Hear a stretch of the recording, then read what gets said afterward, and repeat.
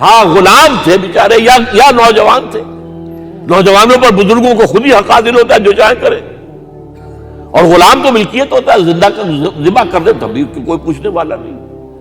تو جو بیت رہی تھی بلال پر, ابو فقیہ پر, زنیرہ پر, جو ان پر بیت رہی تھی, جو خباب پر بیت رہی تھی, جس طرح ہلاک کیا گیا ہے حضرت سمیہ کو, حضرت یاسر کو, یہ ساری تکلیفیں انہیں بھی تھی. لیکن کیا اس کا یہ بالواسطہ عیسیٰ محمد کے لیے نہیں تھا صلی اللہ علیہ وسلم؟ آپ کے ساتھی آپ کی جانثار ہیں, لیکن آپ ان سے بھی کیا کہیں, فصبروا فصبروا فصبروا. جب ابو جہل بدترین ٹارچر کر رہا تھا حضرت سمیہ اور حضرت یاسر کو رضی اللہ تعالی عنہما, آپ کے علم میں ہے کیسی کیسی ٹارچر کی ہے. جوان بیٹے کو باندھ دیا ایک ستون کے ساتھ, اس کی نگاہوں کے سامنے برہنہ کیا ہے ماں کو.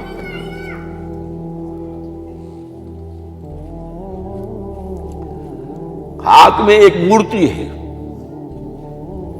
جب تنگ آ گیا ستا کر تنگ کر کے مار مار کے حضرت سمیہ ٹس سے مس نہیں ہو رہی. کہتا ہے تم ایک دفعہ کہہ دو سمیہ کہ ہاں اس مورتی میں بھی کچھ ہے, میں تمہیں چھوڑ دوں گا. انہوں نے تھوک دیا, برچھا مارا ہے شرمگاہ کے اندر.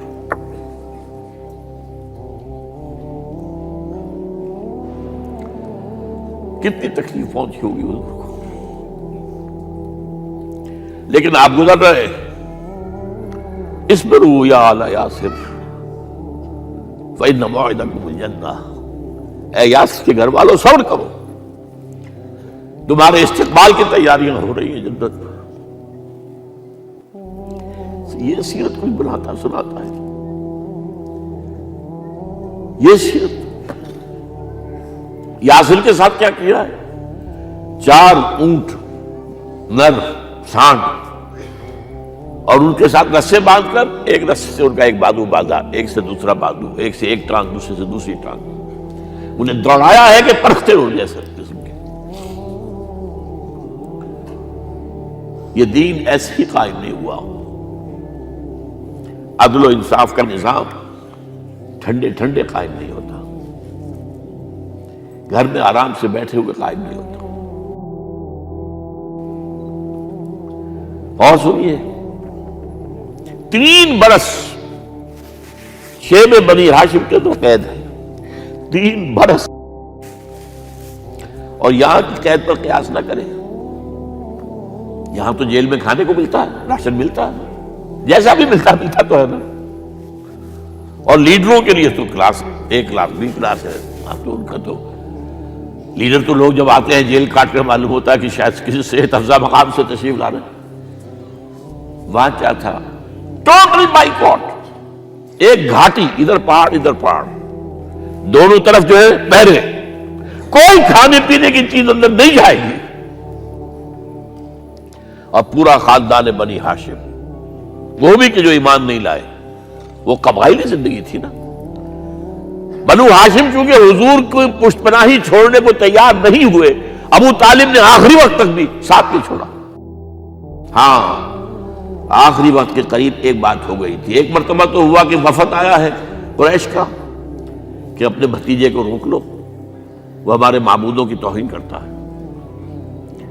ابو طالب نے بلایا اور آپ سے کہا کہ یہ کچھ اپنے رویے کو بدلے. آپ نے فرمایا چچا جان, اب تو چاہیے میرے ایک ہاتھ پر سورج اور دوسرے پر چاند رکھ دے, میں اپنے اس مشن کو چھوڑ نہیں سکتا. یہ ہے استقامت. اور ابو طالب کے عین انتقال کے وقت جو معاملہ ہوا, جب وفد آیا ہے کہ ٹھیک ہے اب ہمارا جو ہے صبر کا پیمانہ لبریز ہو گیا ہے, اب ٹھیک ہے آ جاؤ میدان میں, تم بھی ساتھ چھوڑنے کو تیار نہیں ہو. ابو طالب نے بلایا اس کو, بھتیجے مجھ پر اتنا بوجھ نہ ڈالو جو میں برداشت نہ کر سکوں.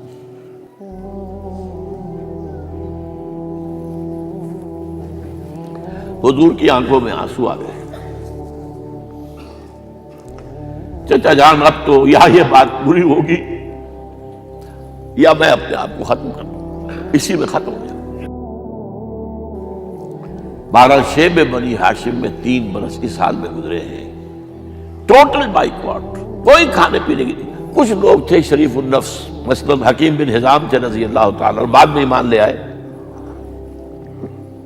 حضرت خدیجہ کے وہ رشتہ دار تھے، وہ پہاڑ پر چڑھ کر ایک طرف سے رات کی تاریکی میں، دونوں دروازے تو بند ہیں، پہاڑ پر چڑھ کر چوٹی سے نیچے اتر کر کوئی چیزیں کھانے پینے کی دے آئے بس صلی اللہ علیہ وسلم۔ کوئی اور ایک آدھ ہوگا ایسا۔ یہاں تک نوبت آئی ہے کہ بنی ہاشم کے یہ پھول جیسے بچے معصوم بھوک سے بلبلا رہے ہیں، اور اس کے سوا کچھ نہیں ہے کہ سوکھے چمڑے ابال کر اس کا پانی ان کے حلق میں ٹپکا دیا جائے۔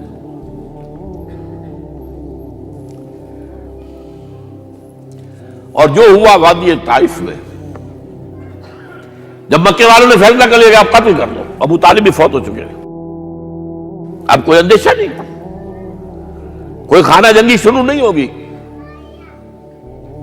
کوئی انٹرا ٹرائبل وار نہیں ہوگی، تو آپ طائف گئے ہیں۔ شاید وہاں کے 3 سردار تھے بڑے، اور یہ طائف اصل میں قریشی کا سمجھیے کہ یہ ان کا گرمیوں کا یہ صحت افزا مقام تھا۔ یہ تمام جو سردار تھے مکے کے، ان کی جائیدادیں وہاں تھی، باغات تھے، اور وہاں کے بھی 3 سردار تھے، تو شاید ان میں سے کسی کو اللہ توفیق دے دے۔ وہاں گئے ہیں اور صرف ایک ساتھ ہیں، حضرت زید بن حارثہ، حضرت ابو بکر بھی ساتھ نہیں، سائے کی طرح ساتھ رہنے والا بھی ساتھ نہیں تھا۔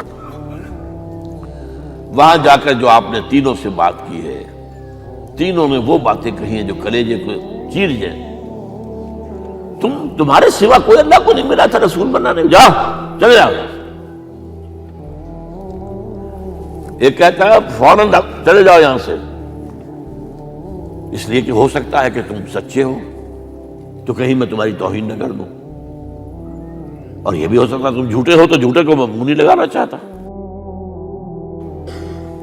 3 دن کی یہ سختی، اور اس میں کیا ہو رہا ہے، اسٹریٹ ارچنز جو کہلاتے ہیں ہمارے یہاں، ٹھوکرے گلیوں کے، انہیں اشارہ کر دیا ذرا ان کی خبر لو، اب وہ پتھراؤ کر رہے ہیں۔ جیسے ہمارے ہاں کوئی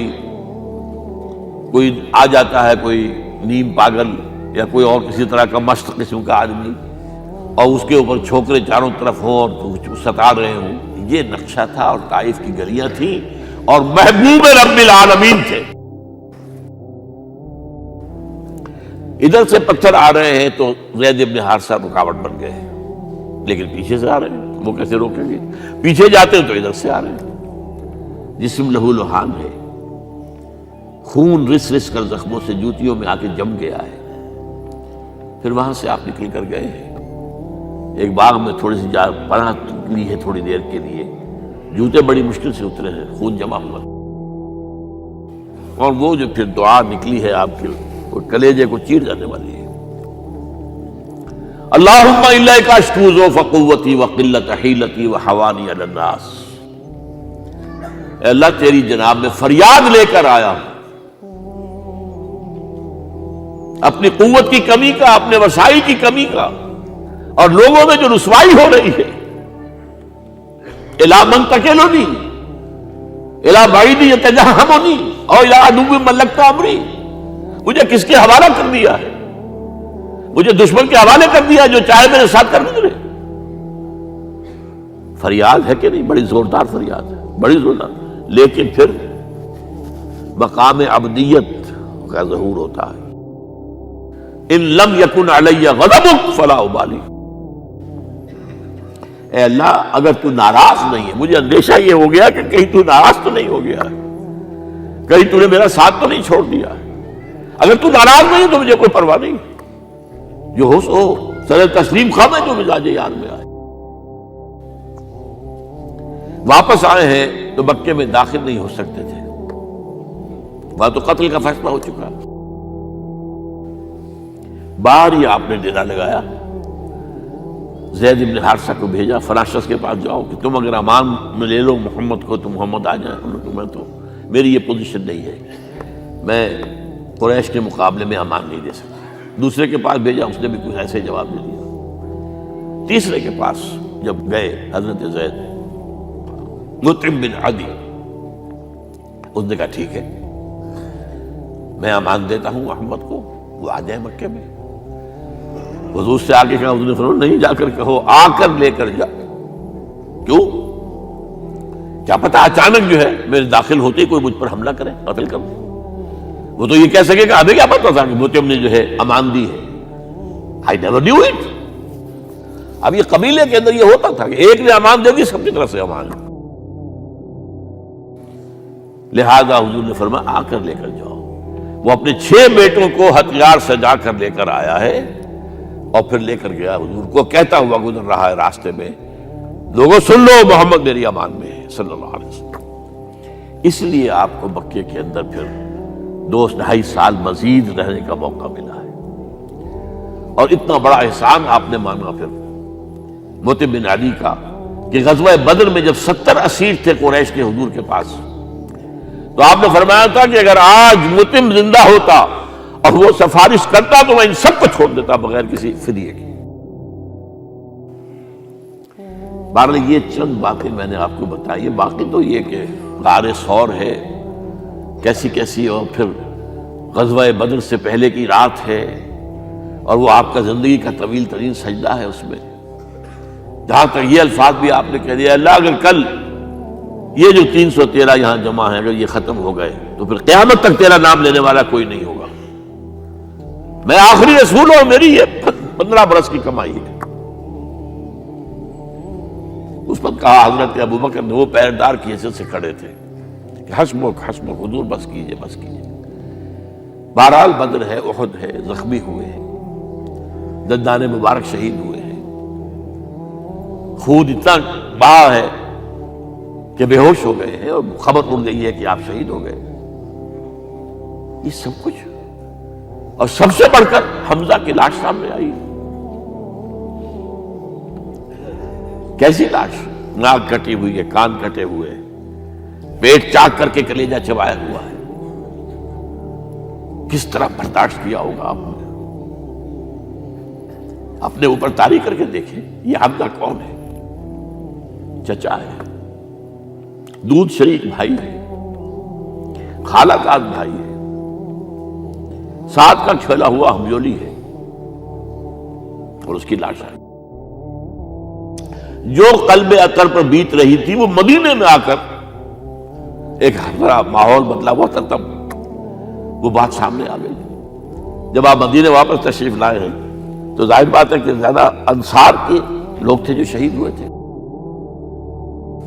بدر میں مہاجرین تو میرے خیال ہے 1/4 تھے نمبر کے اندر، 3/4 تو انصاری تھے۔ اسی طریقے سے احد کے اندر معاملہ ہے، تو مختلف گھروں سے عورتوں کے بین کرنے کی آوازیں آ رہی تھی، اس لیے کہ اس وقت تک بین کرنا حرام نہیں قرار دیا گیا تھا، ممنوع نہیں تھا۔ آوازیں سن کر حضور کی زبان مبارک سے نکل گیا، اما حمزہ تو فلا بواکی لہو، ہائے حمزہ کے لیے تو کوئی رونے والی بھی نہیں ہے۔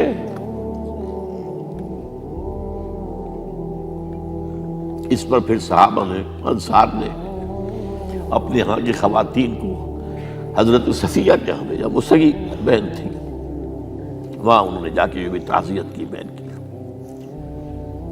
غزوہ احزاب کا آپ نے سنی لیا، اسوہ رسول پر نہ معلوم کیا کیا باتیں چیز لوگوں میں مشہور ہو گئی ہیں۔ اسوہ کا لفظ آیا کہاں ہے قرآن میں؟ سورہ احزاب میں۔ وہ اسوہ کیا تھا؟ جب خندق کھودنے کا فیصلہ ہوا ہے تو خندق کھود رہی ہے، حضور بھی لگے ہوئے ہیں، بھاری بھاری پتھر اٹھا کر کندھے پر لا کر باہر پھینک رہے ہیں، پتھریلی زمین تھی، ایک پتھر کسی سے ٹوٹا نہیں تھا، تو حضور نے جو ہے 3 دفعہ جو اس کے اوپر ضرب لگائی تب ٹوٹا ہے۔ لیکن یہ کہ کئی دن کے فاقے ہو چکے تھے، کھانے کو کچھ نہیں، پورا محاصرہ تھا، 12,000 کا لشکر گھیرے ہوئے، یہاں تک کہ آپ کو معلوم ہے کہ گھروں کے اندر بیت الخلا تو نہیں ہوتے، باہر جاتے تھے قضاء، اس کا کوئی امکان نہیں۔ شدید ترین آزمائش جو ہوئی ہے اس کا نتیجہ ایک طرف یہ نکلا کہ منافقین کا نفاق ان کی زبانوں پر آ گیا۔ قرآن مجید میں ہے یہ انہی آیات میں، ما وعدنا اللہ ورسولہ الا غرورا، ہمیں تو اللہ اور اس کے رسول نے دھوکہ دے کے مروا دیا۔ ہم سے کہا تھا کہ قیصر و کسریٰ کے خزانے تمہارے قدموں میں آئیں گے، اور حال یہ ہے کہ اب رفع حاجت کے لیے باہر نہیں جا سکتے، کھانے کو کچھ نہیں۔ اس وقت کچھ صحابہ آئے ہیں حضور صلی اللہ علیہ وسلم سے، دیکھیے فاقے سے کمر دوہری ہوئی جا رہی ہے، ہم نے اپنے پیٹوں پر پتھر باندھے ہوئے، چادروں کے ساتھ پتھروں کسا ہوا تاکہ کمر سیدھی رہے۔ حضور نے اپنا کرتا مبارک اٹھا کر دکھایا، 2 پتھر بنے ہوئے۔ یہ ہے اسوہ، یہ ہے آپ کی سنت، آپ کا اسوہ حسنہ۔ لیکن اس اسوہ حسنہ سے فائدہ کون اٹھا سکتا ہے؟ لقد کان لکم فی رسول اللہ اسوۃ حسنۃ لمن کان یرجو اللہ والیوم الآخر وذکر اللہ کثیرا۔ اسوہ تو اپنی جگہ ہے، قرآن میں ہدایت سب کے لیے، ھدی للناس، لیکن فائدہ اٹھائیں گے صرف متقین، ھدی للمتقین، ہے سب کے لیے، اسوہ سب کے لیے ہے، لیکن استفادہ وہی کر سکے گا جو 3 شرطیں پوری کرے: اللہ اور یوم آخر پر ایمان، اور اللہ کا ذکر کثرت کے ساتھ کرے۔ بہرحال یہ میں نے آپ کے سامنے اس حوالے سے رکھا ہے، یہ اسوہ جو ہے حضور کا، یہ ہم پر اتمام حجت ہے۔ دیکھیے نوٹ کیجئے، پوری نوع انسانی پر اتمام حجت، اسلام کا نظام عدل اجتماعی جو قائم کر کے دکھا دیا، حجت قائم، اسے انگریزی میں کہتے ہیں اٹس ڈویبل، کیا جا سکتا ہے، یہ کام ہو سکتا ہے، اس لیے کہ زمین پر قدم بہ قدم چل کر یہ انقلاب آیا، محنت سے آیا، مشقت سے آیا، ایثار سے آیا، قربانیوں سے آیا، تکلیفیں جھیل کر آیا، صبر و مصابرت سے آیا، استقامت و مقاومت سے آیا۔ یہاں پر معجزوں کی کار فرمائی نہ ہونے کے برابر ہے۔ یہاں دھوپ سے بچانے کے لیے کوئی اللہ نے صاحبان نہیں دیا، ظللنا علیکم الغمام، اور بھوک سے بچانے کے لیے من و سلوہ نازل نہیں ہوئے۔ غزوہ تبوک میں ایسا بھی ہوا ہے کہ 3 مجاہدین کا 24 گھنٹے کا راشن ایک کھجور، ایک نے منہ میں رکھی، کچھ چوس لی، کچھ گلوکوز چلا گیا اس میں سے، دوسرے کو دے دی، اس نے چوس لی، پھر تیسرے کو دے دی۔ من و سلوہ نازل نہیں ہوئے۔ محنت، مشقت، ایثار، قربانی، صبر، مصابرت، استقامت، مقاومت، یہ ہے اسوہ رسول۔